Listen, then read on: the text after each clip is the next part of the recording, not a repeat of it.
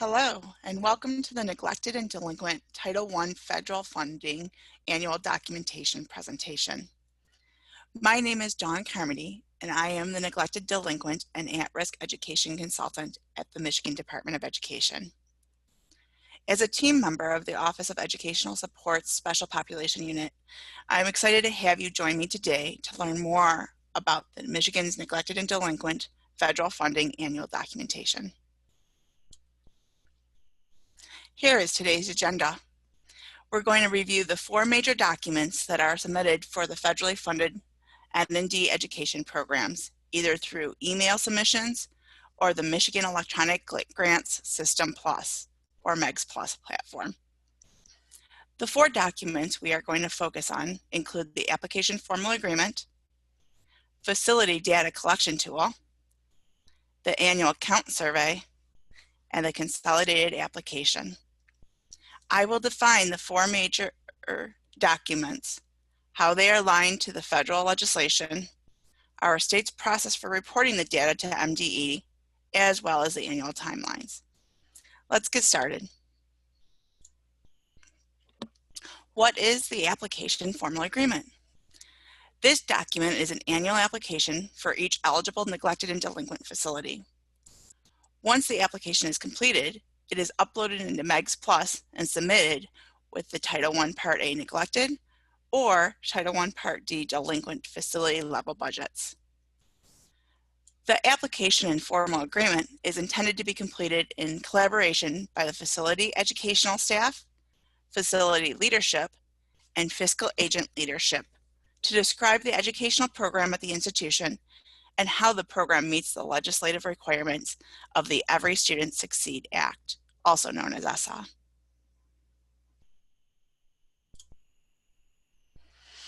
In ESSA, Title I Part D, Subpart 2, Intervention and Prevention Programs for Children and Youth who are neglected, delinquent, or at risk, the Michigan Application Formal Agreement complies with the requirements of Section 1423, Local Education Agency Application.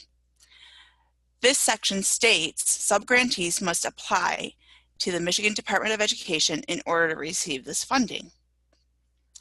In Michigan, our fiscal agents or subgrantees include local education agencies or public school districts, strict discipline academies, and intermediate school districts. In addition to meeting the application requirement in ESSA, this document has been designed to facilitate collaborative conversations between the fiscal agent and facility leadership.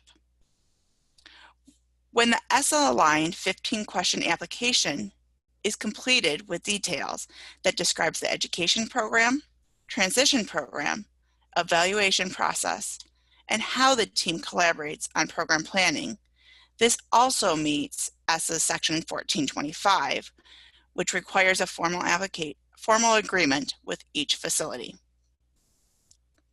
The application formal agreement is due by July 1st annually to ensure that the grant's obligation date is at the beginning of the federal grant cycle.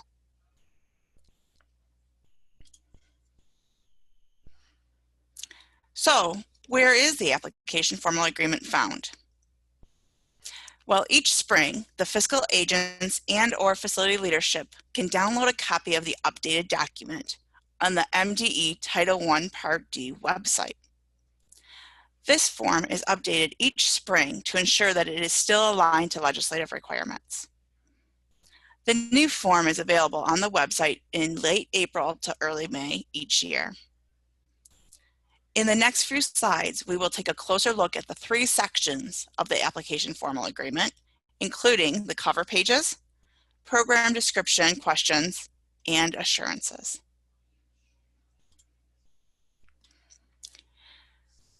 The first 2 pages of the application formal agreement are considered the cover pages. On page 1, the applicants select which grant they are applying for, Title I Part A Neglected or Title I Part D Delinquent funding.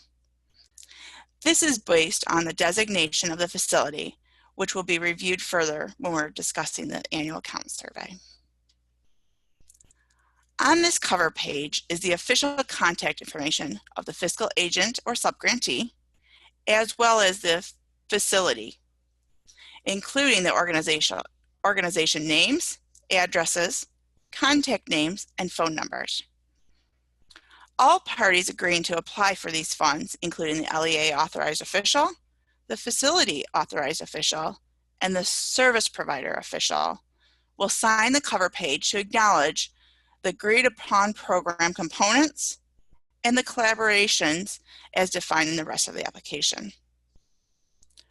Due to this being an application for funding tied to legislative requirements and a contract, it is important that the document is completed with all stakeholders actively engaged. The second section of the cover pages reviews the intent and purpose of the neglected and delinquent funding and asks for data regarding the students, including grades being served, the number of students currently enrolled in the facility, and the estimated number of students that will be at the facility throughout the year. It also asks for how the funds will be used that align to the legislation. As defined on page 2, a key component of the application is if the federal funding will be supporting the cost of staff, a document needs to be attached that identifies the staff positions funded, as well as details about their positions, like staff title, the FTE or hours, the work location, and their degree.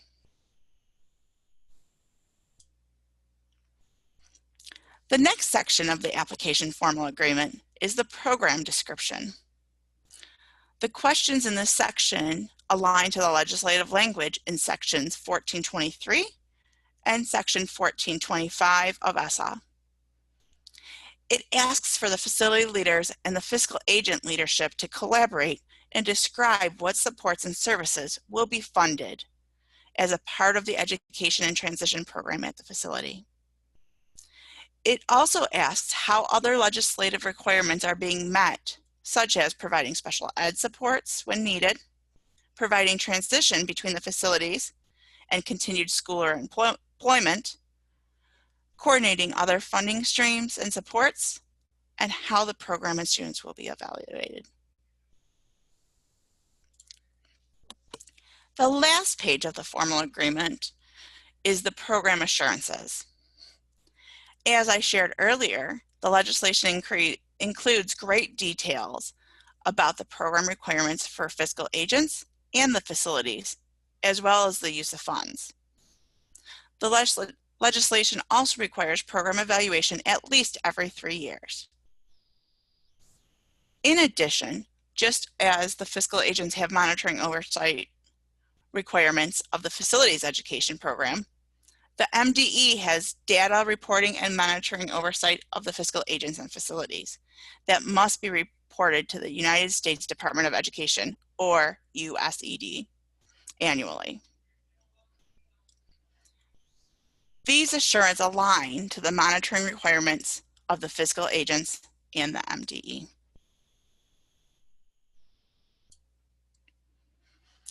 What is the facility data collection tool? The facility data collection tool is an Excel spreadsheet emailed each fall to the fiscal agents to collect the facility's education program data from the previous grant cycle. Each facility that receives funding needs to complete the collection tool to report general information, including the type of facility.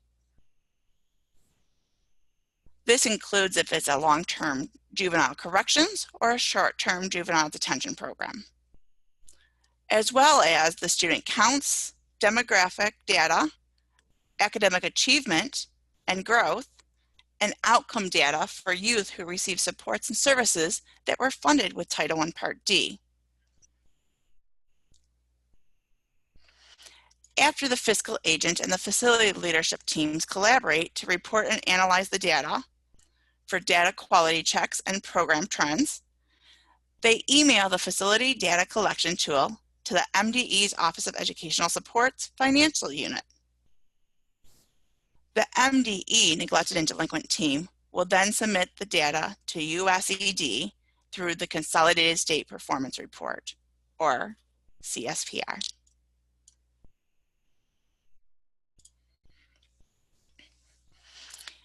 In ESSA Title I Part D, Subpart 2, the Michigan Facility Data Collection Tool complies with the requirements of Section 1426, Accountability. In this section, it states MDE may reduce or terminate funding to subgrantees or fiscal agents if the students are not demonstrating growth, attaining a regular high school diploma or equivalent, or obtaining employment after release. In addition to meeting the accountability requirement, Title I Part D, Subpart 3, Section 1431, requires the education program to evaluate the neglected and delinquent education program by disaggregating data by gender, race, ethnicity, and age, not less than every 3 years to determine the impact.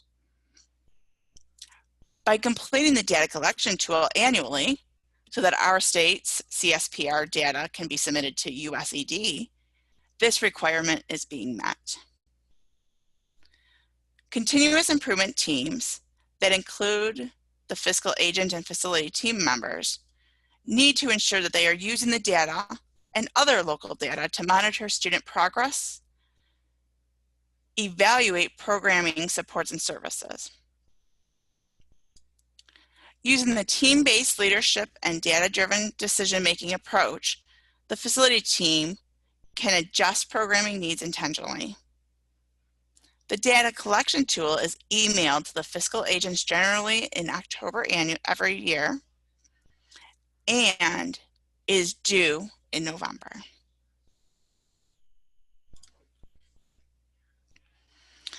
So now we're going to take a look at the big ideas of the data collection tool.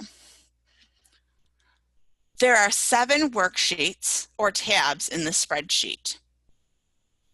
Some of the worksheets are resources and references with important information, while other tabs are forms that require the data to be entered. Worksheet number 1 is the instructions page. It includes information about the reporting year being from July 1 to June 30th. It also includes information about the setup of the spreadsheets and detailed directions about how to complete the spreadsheets in order, completing each tab in sequence. The instruction page gives specific directions about how to complete columns, when to leave cells blank if missing data, and also provides contact information to our Office of Educational Supports, Financial Unit Analyst, in case you need additional assistance.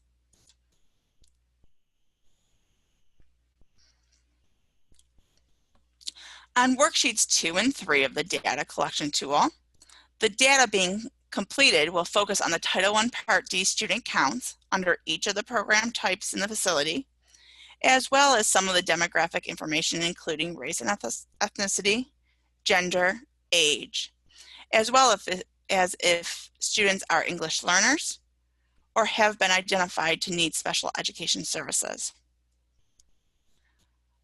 The 2 types of programs that are reported include juvenile corrections and juvenile detention, which is determined by the length of stay and appointment from the courts. Some facilities may run both a detention and corrections programs and will then record data in both categories.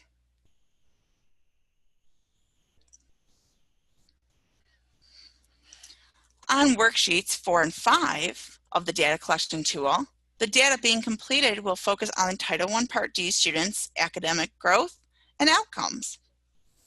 Worksheet 4 is called Vocational and Academic Outcomes and focuses on the number of students earning their high school diploma or GED, as well as being enrolled in high school and GED programs, earning credits, enrolling in post-secondary education, participating in vocational and career technical education, or being employed. These outcomes are reported while in the facility, during residency, as well as 90 days after exit.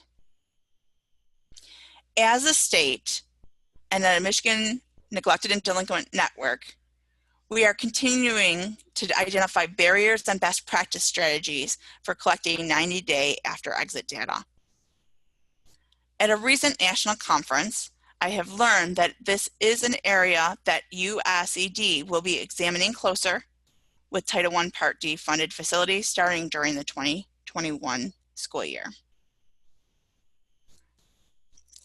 On worksheet number 5, the data being reported is focused on academic growth and improvement in reading and math. This spreadsheet focuses on long-term students who are residents of the facility for 90 consecutive days or more, and examines a student's pre- and post-test scores. The reported data should focus on if they've made negative improvement, stayed the same, or made improvement up to 1 full grade year. 1 full grade. There are 2 more worksheets as part of the facility data tool, which includes a basic data quality worksheet and a glossary of terms used throughout the collection tool. Upon completing the 4 data worksheets, the team should review the data quality worksheet to ensure that the data was entered in all expected categories. If any errors were found, which is indicated by a no to any of the data quality questions, the data team should correct before they submit to the MDE. We're on to our 3rd annual documentation. What is the annual count survey?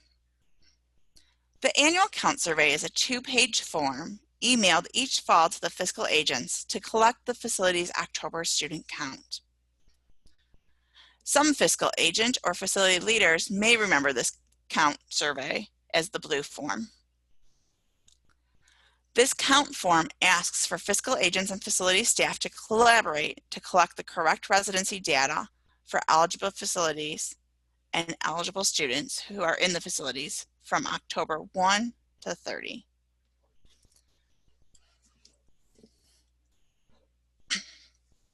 In the Title I Part D Subpart 2 non-regulatory guidance for ESSA,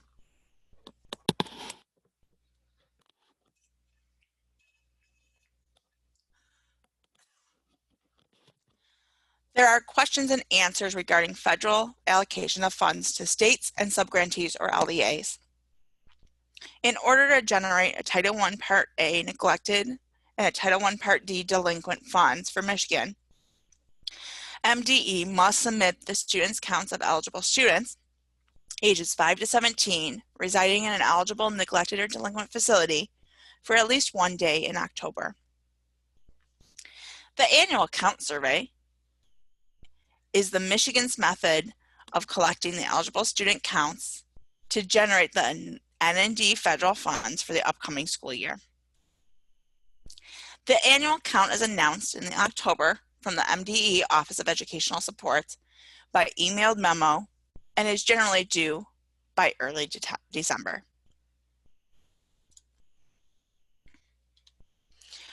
We will take a deeper look at the annual count survey in just a minute, but first I want to share another resource that may be helpful for documenting which students were eligible to be counted on the Title I Part D annual count survey. It is important for auditing purposes that each facility and/or fiscal agent keeps on file locally a documentation that includes the students' names, ages, and when they entered and exited a facility to demonstrate that they were eligible to be reported on the annual count survey. There is a template on the MDE Title I Part D website that may be used as documentation if a facility does not have their own system that can easily pull a Title I Part D student report. There are a couple of key ideas that need to be kept in mind when determining student eligibility for submitting the count. On the annual student count form, only students who are between ages 5 and 17 may be counted. You will hear the age of 21 referenced in Title I Part D legislation and programs. But through the age of 21 is about providing Title I Part D services to students once the funds are received by the LEA and facility. Students aged 18 to 21 may not be reported on the annual count survey as they don't meet the legislative requirements for generating funds. Documentation of the eligible students submitted on the count survey must be kept locally for 5 years. This template is one of the forms you can use to keep that documentation on site. This form should not be resubmitted to MDE annually. And the last key reminder to keep in mind while completing the survey is students must live at the facility at least 1 day from October 1 through 30. So there is a special rule to keep in mind when reporting students for the October annual count survey. The question is, can you have a student be counted twice during this survey month? Let's look at the duplicated student count scenario that follows. If a student stay within the October is not consecutive days, the student may be counted twice. Here is an example. Sam is at the facility from September 24th through October 2nd. They exit the facility on October 2nd, and then they are placed back again to the facility on October 26th. Because the student was not there was there twice during the October 1 through 30th timeline, and it wasn't consecutive days, it was 2 different stays, this student would be counted twice on the template and would be counted twice on the survey.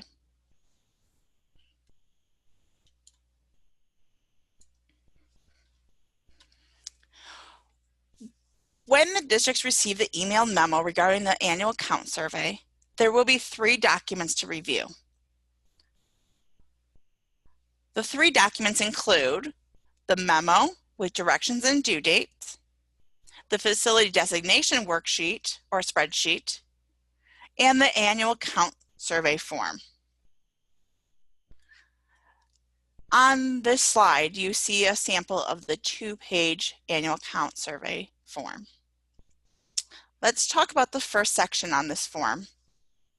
The first section confirms that the facility is still eligible for this funding source by asking 3 eligibility questions. This includes, are there students at the facility that are age 5 to 17 years old?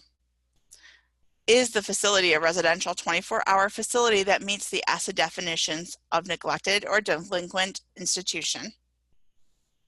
And was there any students living at the facility from October 1st to the 30th? As long as all of the answers are yes, then the facility is eligible for Title I Part D neglected or delinquent funding. The next set of questions on the form is focused on the intent to operate the facility's education program within the next school year and the type of facility. When determining which type of facility, your team will need to refer to the second document in the email, the designation worksheet. This spreadsheet indicates the designation of the facility as neglected institution or a delinquent institution. The facility's designation assignment is based on the purpose of the facility and the residential license and child placement contracts with the Department of Health and Human Services, DHHS, or the Department of Justice. This aligns to the ESSA institution definitions. In cases where students are placed in the facility under both child welfare and juvenile justice contracts, The contracts with the majority of contracted beds is the designation of the facility. As defined in Title I, Part D, non-regulatory guidance, only one type of count can be reported to USED, which is the need for the designation and the guidance of being consistent from year to year. The remainder of the first page of the form is the facility contact information and signature of the facility leadership. On page 2 of the annual count survey form, this is where the 365-day annual student count as well as the October eligible student counts are recorded. Next, the licensed capacity of the facility is also reported. At the bottom of page 2, we get to the fiscal agent contact information and the fiscal agent leadership signature.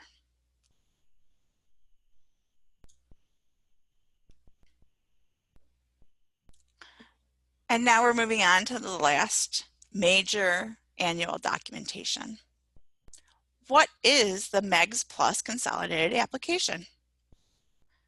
The MEGS Plus Consolidated Application is the application on the MEGS Plus platform where fiscal agents will create the federal budgets and provide the supporting documents for approval by the MDE consultants. The Title I Part A neglected and the Title I Part D delinquent budgets are only two of the types of budgets housed within the consolidated application. Fiscal agents for these facilities may also have other federal grants in this consolidated application, including Title I Part A, Title II-A, Title I-C, Title III, Title IV, and Title V. Each grant has a separate budget page and links to attach supporting documents. The budgets and supporting documents, such as the application formal agreements, job descriptions, contracts, invoices, and others as needed, will be completed collaboratively in MEGS Plus by the fiscal agent and facility team members and demonstrate the allowable supports and services to be funded with the N&D grants.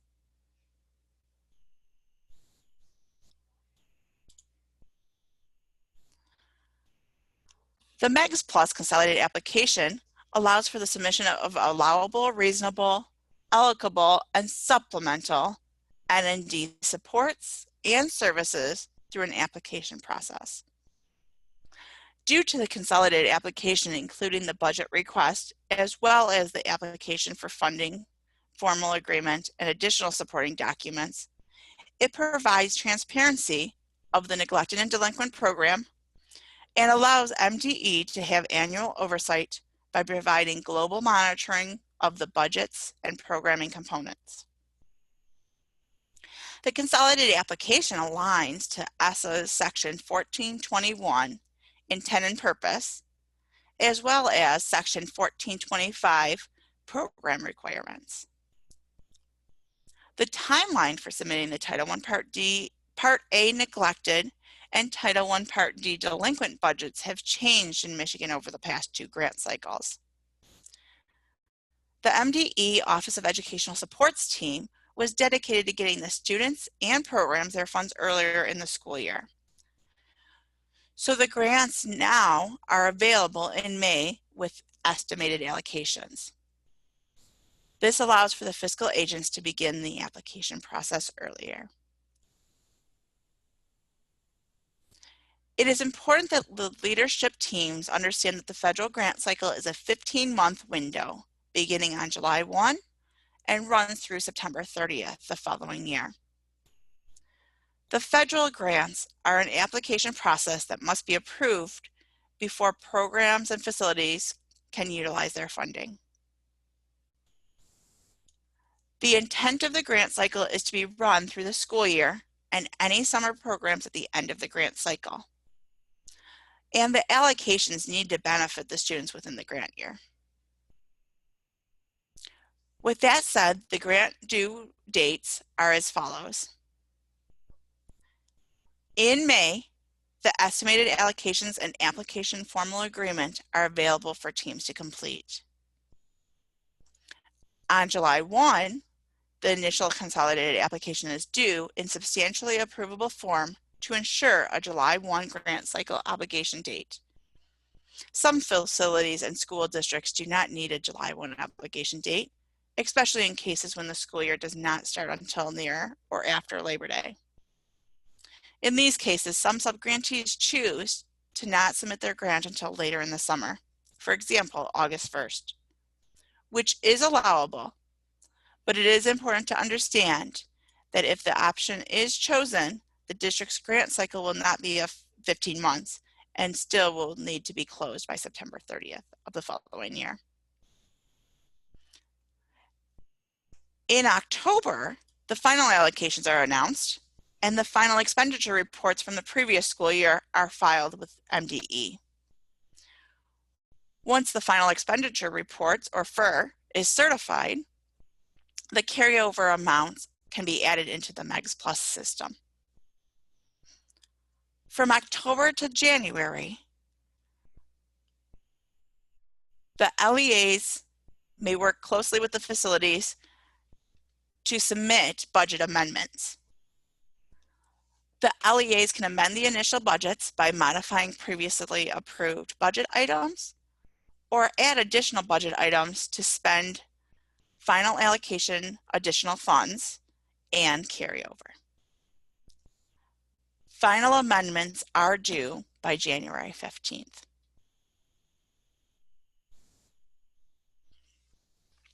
Now let's explore some of the important features of the MEGS Plus Consolidated Application. The first component of the Consolidated Application that I want to highlight is in the last section of the View Edit screen called Attachments.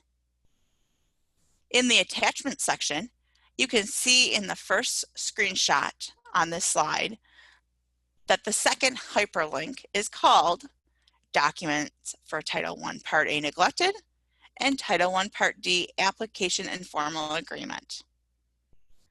When clicking on this hyperlink, a new window with the upload screen that you see in the second screenshot will open. This screen includes instructions and a browse button to upload the completed and signed application and formal agreement, as well as any other budgets supporting documents, such as job descriptions, contracts, invoices, and other documents needed to demonstrate the allowable use of the needed budget items.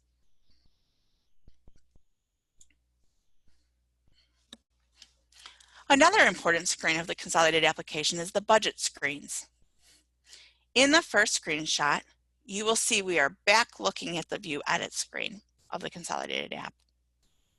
The fourth section on the View Edit screen is called Budget Information. Within this section, the hyperlink that you will use depends on the designation of the facility.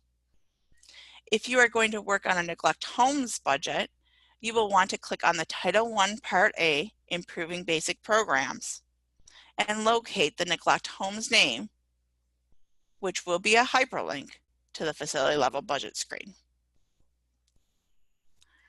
On this slide, you will see the first screenshot. There is a red arrow highlighting the Title I Part D Prevention and Intervention Programs budget hyperlink. When clicking on that link, the news window will look like the screenshot on the right of this slide, and the Title I Part D budget summary page will open. On the budget summary screen, it is important to make sure that the correct contacts with the business office and the project contact is listed. As you scroll down the summary page, you will see the individual facility names as hyperlinks on the left side of the page. When clicking on the name of the facility, you will go into that facility level budget screen where all budgets should be created.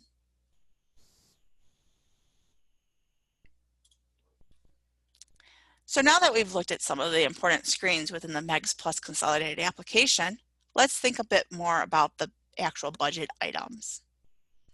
Federal funding has to meet multiple requirements to be allowable. The general rule is a budget item a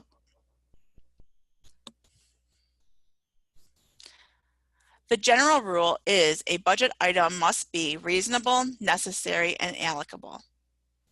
In order to determine if the budget items are reasonable and necessary, there is going to be alignment to a facility's needs assessment, improvement plans, and programming described in the application formula agreement. Allocable budget items should be spent in the school year it is allocated or within the legislative time requirements. For Title I Part D and many other federal grants, the money must be spent within 27 months to meet the needs of students. The first grant cycle that the allocation is available is a 15-month cycle of July 1 through September 30th. And then any funds not spent within that initial cycle must be spent within one additional year and will be known as carryover. On the next few slides, we will look at some sample budget items.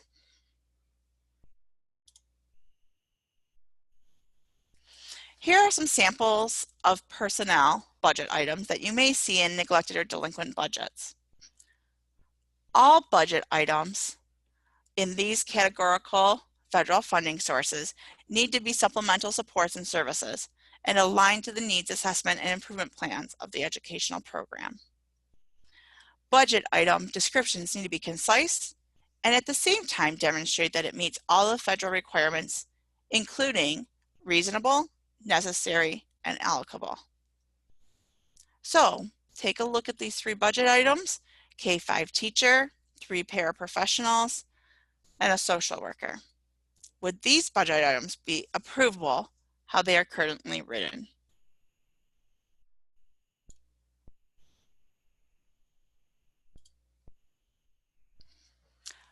No, these budget descriptions do not include enough of the details to support that the budget items being requested are reasonable, necessary, and supplemental.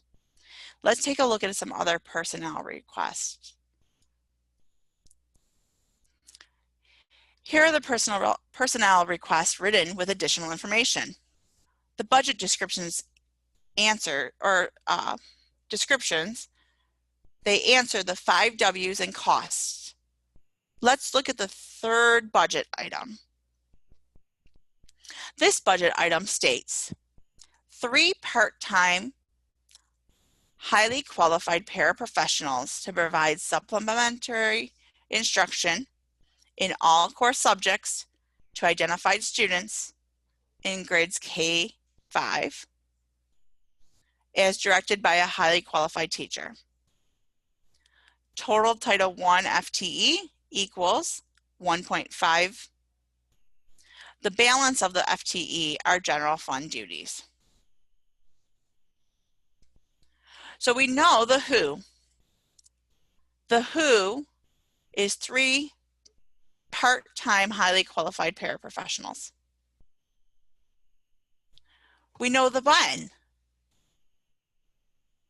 Due to the budget description not indicating after school or summer, we know that this is during the school day.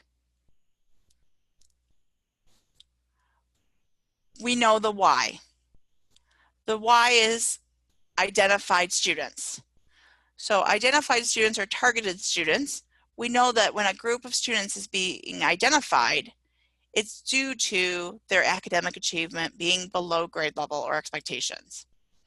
We would see this type of evidence on an on-site review.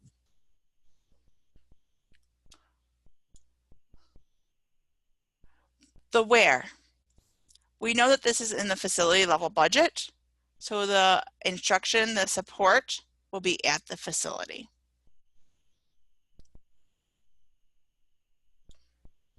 And we know the cost. The cost is listed as $30,000 in salaries, $25,000 in benefits with a total of $55,800 as the total cost. We know that this is a reasonable wage for 3 half-time staff that's working full year because it's of the description. If you look in the fourth budget items, you will see sometimes in the description, if an hourly wage is being provided, that needs to be in the detailed description as well. Would the personnel budget items on this page be approvable? And yes, due to having enough information about the positions that are being requested, we know that they are reasonable and necessary due to the connection of the educational program in the formal agreement and the needs assessment, as well as aligning to the intent and purpose of Title I Part D in offering a high quality education. Let's look at some supplies and material budget requests now. 3 budget requests here are for Title I devices, Title I general supplies, and an online reading program. Are these budget items, as written, approvable? And just as you stated, no, there is not enough information demonstrating that these budget items are allowable based on the federal requirements. So here are the modified sample versions of the supply requests. You will notice specific items and products are named. And this is a requirement of federal funding approval.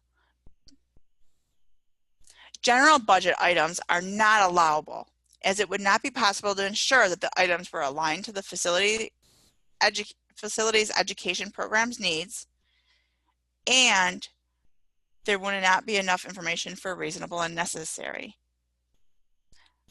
Now that we've reviewed the 4 major annual documents in our Michigan Neglected and Delinquent Federal Funding, let's see how these look on the annual schedule.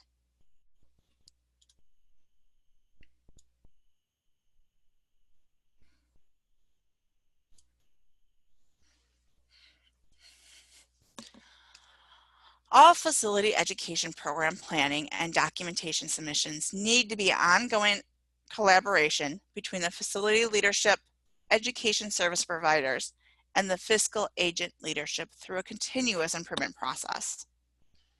You will see on this slide general timelines for the release of documents for the MDE Neglected and Delinquent team. The communications that are released with the documentation share the specific due dates that may change from year to year, while the consolidated application due dates are the same annually. I hope this timeline is a great resource for you to have near your neglected and delinquent program requirements. So I appreciate you joining me for this presentation today.